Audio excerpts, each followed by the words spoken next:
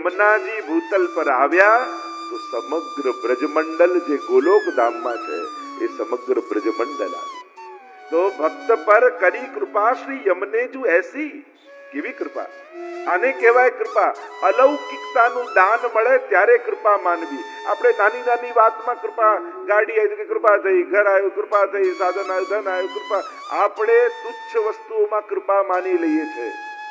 પરમ અલૌકિક એવી પ્રભુની કૃપાનું પરિણામ કેવલ લૌકિક ન હોઈ શકે।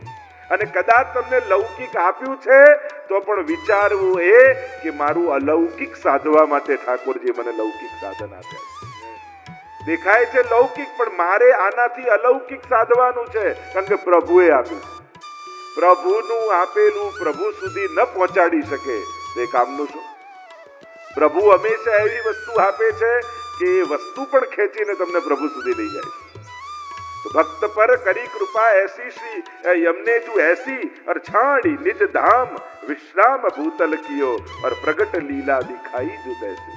आपे स्वयं ब्रज मंडल छोड़ी, वैकुंठ छोड़ी, नित्य लीला धाम छोड़ी અને વિશ્રામ કર્યો ભૂતલ પર और પ્રગટ લીલા દિખાઈ જો તૈસી। અને જેવી લીલા ત્યાં થઈ હતી એવી જ લીલા શ્રી યમુનાજી આ ભૂતલ પર પ્રગટ કરીને બતાવી છે।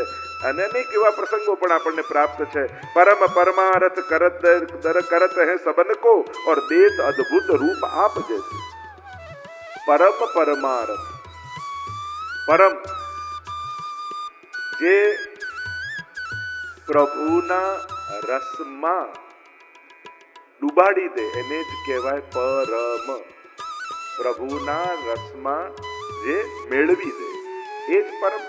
તો પરમ પરમારથ, લૌકિક પદાર્થ નહીં, પરમ પરમાર્થ, જેનાથી પ્રભુની પ્રાપ્તિ થાય એવા પદાર્થ દે સબન કો और देत अद्भुत रूप आप जैसे। અને યમુનાજી આબેહૂબ એમની કુંજમાં કૃપા કરીને જ્યારે ગ્રહણ કરે છે ત્યારે પોતાના જેવું જ આબેહૂબ રૂપ આપે છે। એટલે કે યમુનાજીની નિકુંજમાં જેટલા ગોપીજનો છે એ બધા જ યમુનાજી જેવા છે। મેં પહેલા પણ પ્રસંગ કહ્યો હતો, કાત્યાયની વ્રત સમયનો ગોપિકા હતી, યમુનાજીમાં ગઈ એટલે એમને વ્રજાંગના કહી। એટલે કે સમસ્ત કુમારિકાઓ વ્રજાંગના બની ગઈ। વ્રજા એટલે યમુનાજી અને એના અંગરૂપ એટલે સમસ્ત ગોપીજનો સાક્ષાત યમુનાજી જેવા રૂપવાળા થઈ ગયા। આ સામર્થ્ય યમુનાજી, અદ્ભુત રૂપ દેત આપ જૈસી, પોતાના જેવું। એટલે એકવાર ઠાકોરજી જયારે પધારતા હતા નિકુંજમાં, એક સખી, બે સખી વાત કરતી હતી કે આજે તો સવારે સવારે એવું થયું કે હું જ્યાં યુગલ સ્વરૂપની સેવામાં જવા ગઈ એટલામાં મને સામેથી પ્રભુ મળ્યા, પણ પછી ખબર પડી કે પ્રભુ નહોતા। કે આ તો સમજમાં ના આવી વાત। તું કહે છે કે પ્રભુ મળ્યા પછી ખબર પડી કે પ્રભુ નહોતા, કઈ રીતે? કે હું ગઈ, મને સાક્ષાત ઠાકોરજી લાગ્યા, પણ જ્યાં નિકટ ગઈ તો એવી કૃપા મારા ઉપર કરી અકારણ, ત્યારે મને સમજાયું આ ઠાકોરજી નથી પણ યમુનાજી છે। કારણ કે પ્રભુ તો કૃપા કરવાના કારણો ગોતતા હોય છે, યમુનાજી તો અકારણ કૃપા કરતા હોય। કારણ કે કૃષ્ણ સમાન છે, બિલકુલ કૃષ્ણ જેવા છે। તો શ્રી યમુનાજી કૃપા કરી અને અદ્ભુત રૂપ દેત આપ જૈસી, અદ્ભુતના અનેક અર્થ કર્યા છે। કારણ કે યમુનાષ્ટકમાં મહાપ્રભુજી પણ આજ્ઞા કરે છે, તવ ચરિત્ર મત્યદ્ભુતમ। યમુનાષ્ટકમાં મહાપ્રભુજી આજ્ઞા કરે, પ્રભુ યમુનાજીના ચરિત્ર કેવા છે? તમારા ચરિત્રો અતિ અદ્ભુત છે। અને અદ્ભુત કોને કહેવાય? કે અસાધનમ સાધનમ કરોતિ ઇતિ અદ્ભુતમ। અસાધનને પણ સાધન બનાવી લે એને કહેવાય અદ્ભુત। જેમ કામમ ક્રોધમ ભયમ સ્નેહમ ઐક્યમ સૌહૃદમ એવ ચ નિત્યમ હરૌ વિદધતો યાંતિ તન્મયતામ હિતે। ક્રોધ એ કૃપાનું કે ઉદ્ધારનું કારણ ન હોય। શિશુપાલે 100 અપશબ્દો બોલ્યા ક્રોધમાં, અને ભગવાને ક્રોધને પણ સાધન બનાવી શિશુપાલનો ઉદ્ધાર કર્યો। ભય સાધન નથી, કંસને ભય લાગ્યો, પણ ભગવાને ભયને પણ સાધન બનાવી અને કંસનો ઉદ્ધાર કરી દીધો। આ પ્રભુની અદ્ભુતતા કહેવાય। કોઈ માળા કરે, તપ કરે, વ્રત કરે, જાપ કરે અને ભગવાન ઉદ્ધાર કરે એ તો સમજમાં આવે, પણ ક્રોધમ, કામમ, લોભમ, ભયમ આ બધા કોઈ કારણ થોડી હોય। પ્રભુ એને પણ કારણ બનાવી અને કૃપા કરે। એવા ચરિત્રવાળા યમુનાજી છે। અનેક પ્રસંગોમાં અજાણે અધર્મી નાહી ગયો તોય માએ કર્યો ઉદ્ધાર. અજાણતા કોઈ પાન કરી જાય, અજાણતા કોઈ સ્નાન કરી જાય તોય યમુનાજી એના પર કૃપા કરે. એવા દેત અદ્ભુત રૂપ આપ જૈસી નંદદાસ યો જાની દ્રઢ કરી ચરણ કહે એક રસના કહા કહો વિશેષ. નંદદાસ કહે કે એટલા માટે મેં ચરણ પકડી લીધા. કેમ? કેમકે ગુણગાન કરવા જાઉં તો એક રસના, એક જીવવા અને અનંત ગુણો કેમ ગાઈ શકું? અને જ્યારે જીવ ગાવામાં, કહેવામાં, બતાવવામાં અસમર્થ લાગે ને એ સમયે શરણ જતા રહે. જ્યારે તમને એમ લાગે કે મારા સાધનોથી પ્રભુ પ્રસન્ન થઈ શકે એમ નથી તો પ્રભુ આગળ નિસ્સાધનતા સ્વીકારી અને ચરણ પકડી લેવા. કારણ આપણા સાધનો ટૂંકા છે અને એનું સામર્થ્ય અનંત છે. એટલે કયા સાધને એને રાજી કરવા? જેટલું દોરડું લાવે ઠાકોરજીને બાંધવા 2 આંગળ નાનું પડે.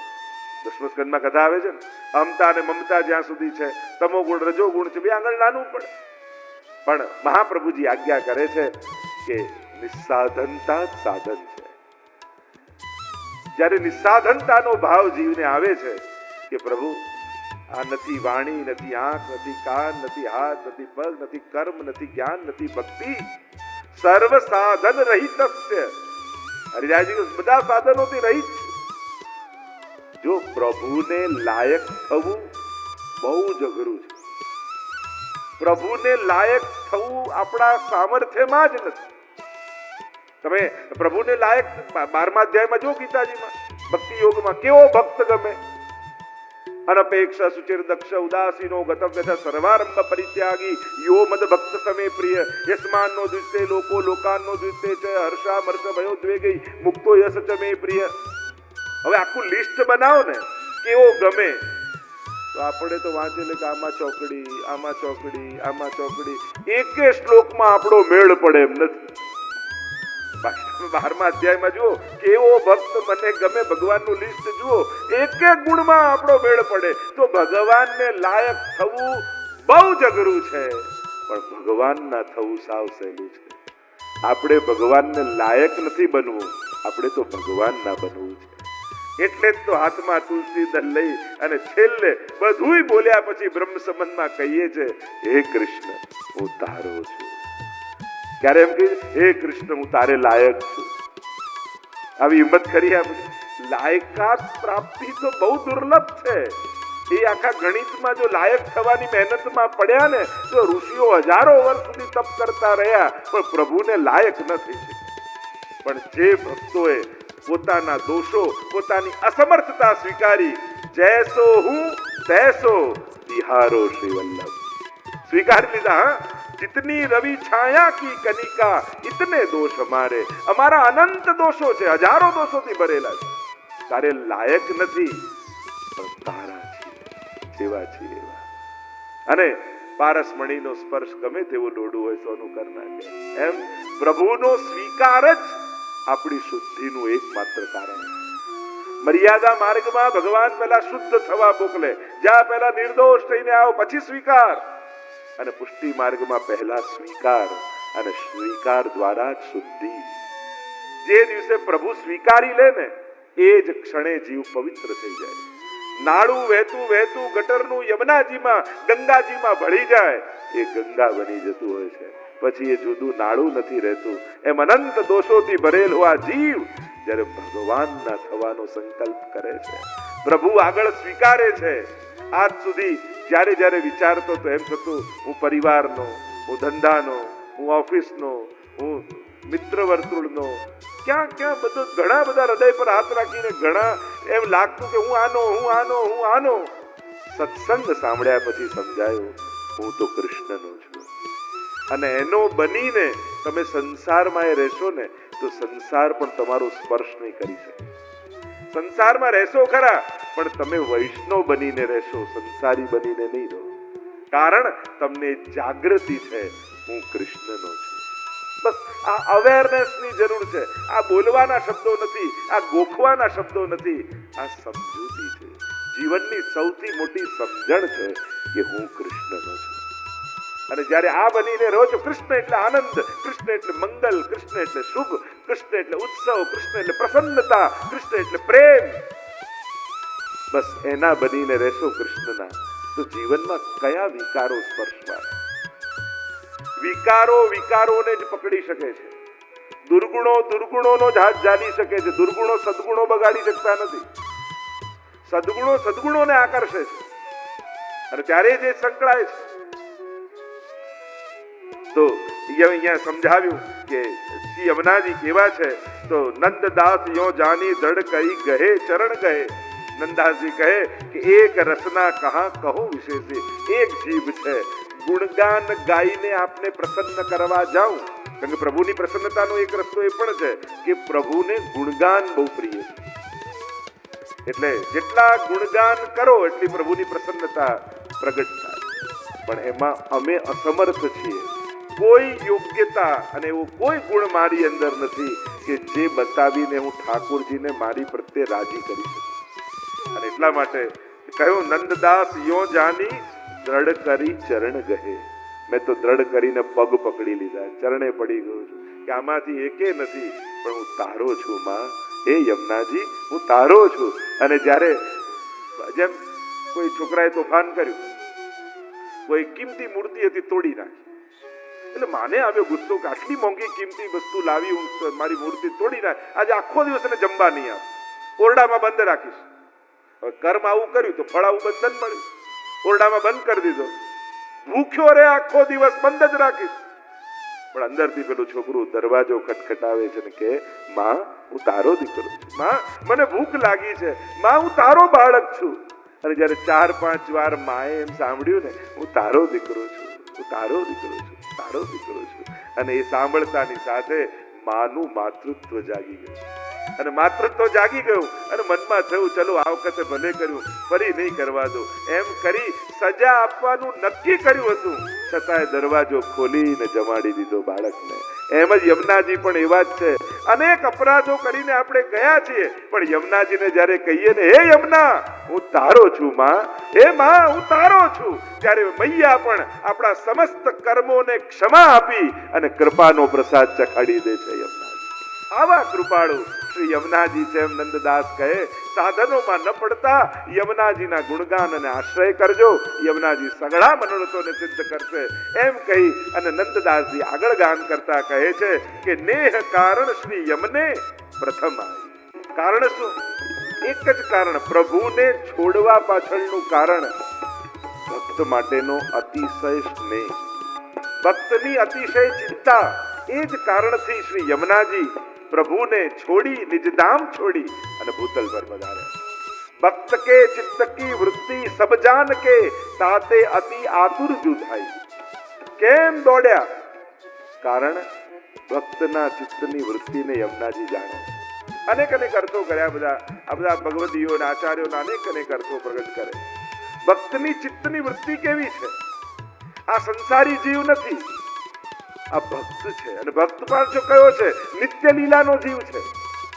અને જે દૈવી જીવ છે યમુનાજી જાણે છે એને ક્યારે સંસારમાં સુખનો અનુભવ થવાનો નથી.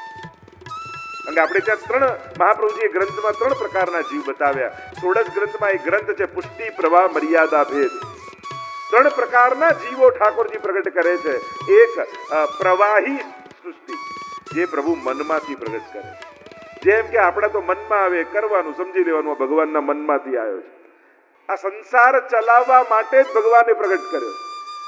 બીજી છે મર્યાદા સૃષ્ટિ, જે શાસ્ત્ર આજ્ઞા પ્રમાણે શાસ્ત્રોના સાધનમાં રુચિ રાખનારા છે, અને ધર્મના જેટલા સાધનો છે એને એમાં આસક્તિ છે, અને વેદ મર્યાદાને જાળવનારા છે એ પ્રભુએ પ્રગટ કરે. અને ત્રીજા પુષ્ટિ કાયેન નિશ્ચય, પોતાના શ્રીઅંગમાંથી એક સૃષ્ટિ પ્રગટ કરી અને એ શ્રીઅંગની સેવા માટે પ્રગટ કરી.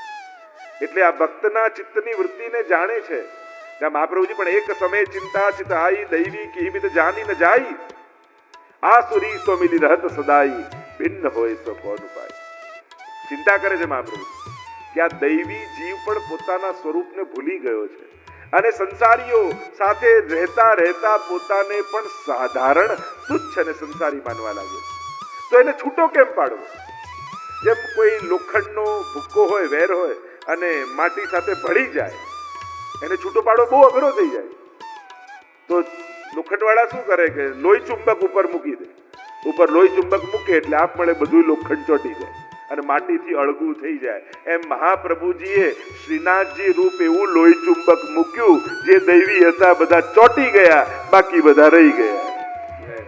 देह कारण श्री यमने प्रथम आई, भक्त के चित्त की वृत्ति सब जान के, ताते अति आतुर जुधाई. ભક્તના ચિત્તની વૃત્તિ જાણે છે યમુનાજી અને એટલા માટે દોડ્યા છે, શાંતિથી નથી આવ્યા, ધાઈ દોડ્યા છે.